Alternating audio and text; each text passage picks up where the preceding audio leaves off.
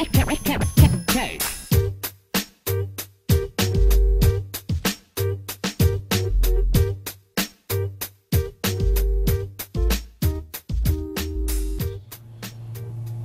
knew those guys way back when. I mean, we go way back, and you know, I think about the early days sometimes, and it's mixed feeling. It's, you know, some feelings of joy in this discovery, knowing that we were doing something different, and these guys, I knew that they would break out, but inevitably it changed, and they changed, and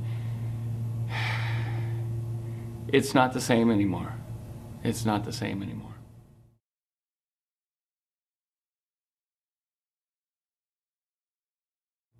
You know, when the early Hopp Mobb was coming out and doing their thing, they were going in directions that nobody ever thought of before. They were creating from the young hop vine. It was growing up, and it was twirling around the poles, and it was going to the sun, and it was destined for hop glory. And eventually, as things happen, MC Woodchilla, DJ Lightstruck, Terminator Extract, they found themselves on the streets, kicked out.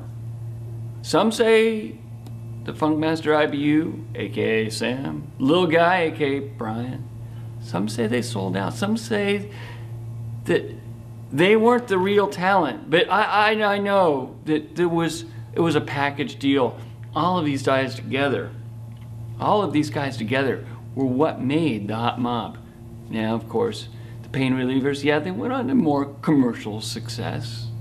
And I'm bros with those guys. We're good. We're good.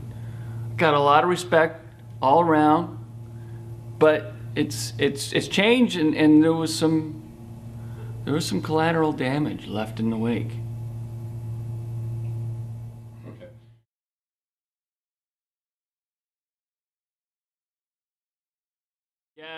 Yeah. You know, if I remember anything, I remember the parties. Man, everything just flowed. The IPO, everything just flowed. The IPAs, the women, the Skittles. Yeah.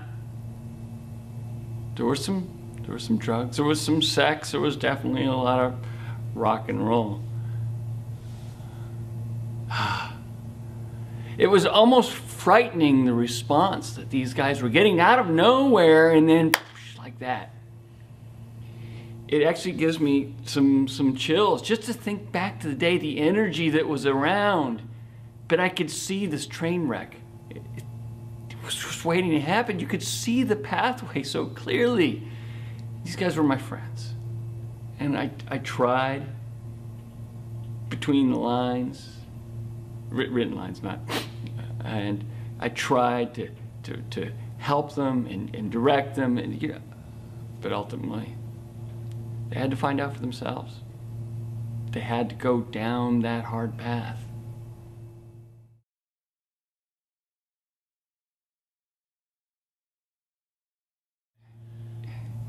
He didn't think that everybody knew, but everybody knew about DJ Extract.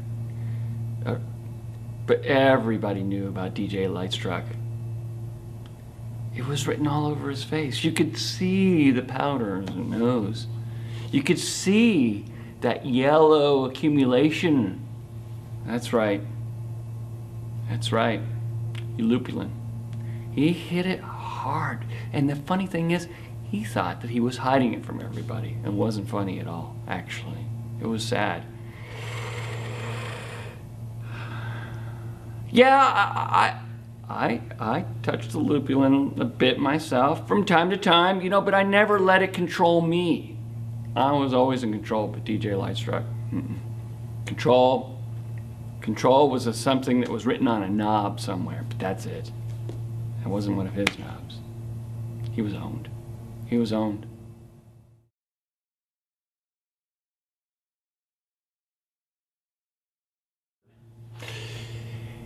You know, of all the things that I remember most clearly, and partly because I still have that pain right here from helping to break up the fight, it's when Funkmaster IBU and Terminator Extract finally, because there was always that tension, that creative tension between them, and it was so magic, but it had a dark side.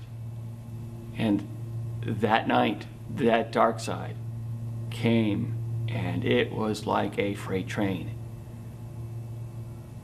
There were hops and malts and beers, and it was just all over the place. It was a mess, and screams, and God, the cops were there, and everybody was telling a different story. Yeah, that was the beginning of the end. That was the beginning of the end. God, that was bloody. Oh, it was awful. Pains me to think about it.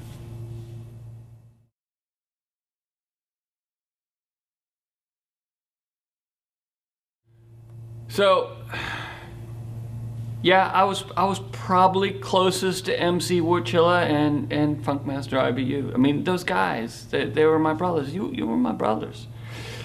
I don't think any of them knew how much the other confided in me, how close we were. I mean, I knew what was going on, and I tried, like I said, or I tried to put her on the right path because I knew the brilliance that was available to them. They were touching it. And I wanted to be able to grab it and hold on to it for the duration, but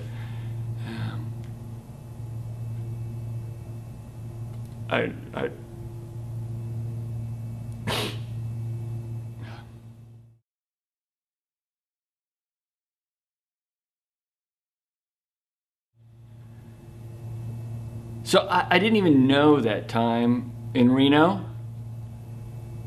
I was there for completely unrelated business, and I see in this lounge Sam.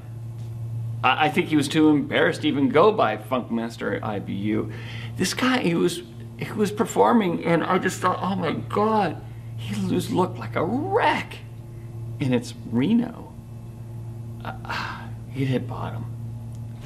I sat off in the back, and I watched the show, and God, it was rusty and just, you know the sayings, yeah, I hurt, but it's a good hurt. I get all those things. And it's like he wanted to believe himself, but he knew the shape that he was in, and it was not pretty. It was not pretty. I'll never get those images out of my head.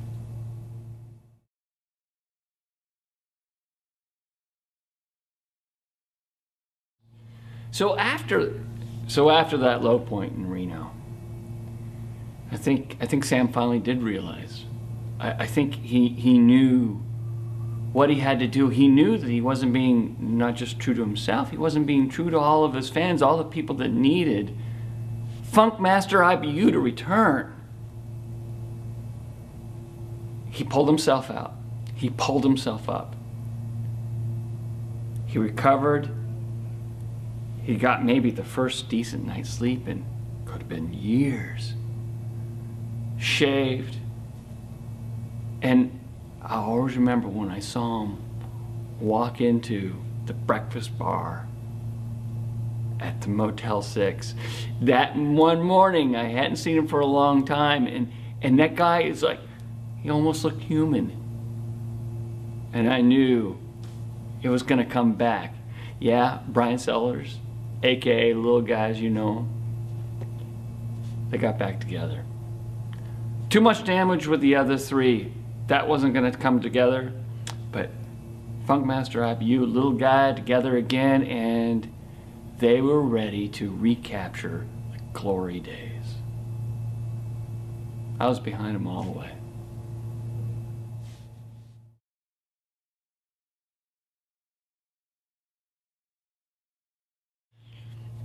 Everybody thinks, that seminal Pinchin' Pennies, right? We all know that. Everybody thinks that was inspired by the Beastie Boys. It's the other way around, because I saw the Beastie Boys on the street corners watching back in the early days of the Hopp Mobb. Catching those tunes, catching the style, looking down, looking up. Yeah, I know who let who. Well, that was their comeback song. That was the one that really made it for them, put them on the map. The Pinchin' Pennies, yeah. I don't think there's anybody that doesn't know where they were the first time that they heard that. I know I do. It was yeah, well, yeah. It was important. It was life-changing for me.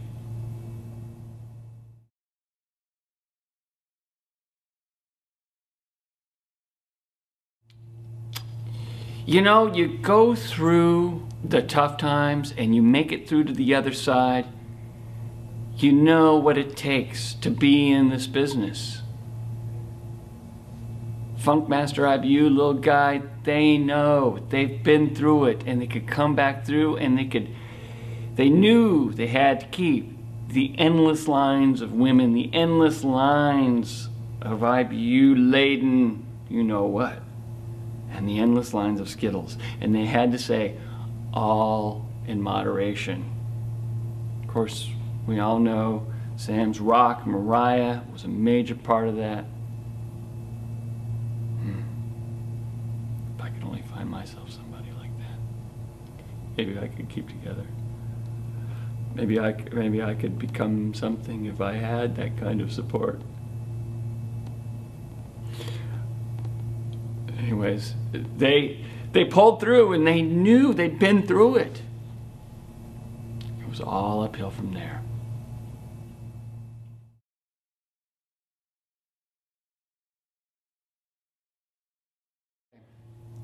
What would I say to those guys now?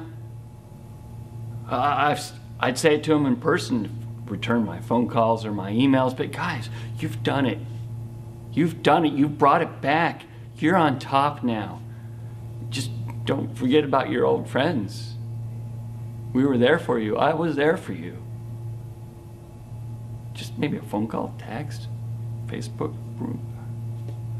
All right. Yeah, whatever. I'm behind you guys. I'm there. I'm there. I'm there. You guys rock. Yeah.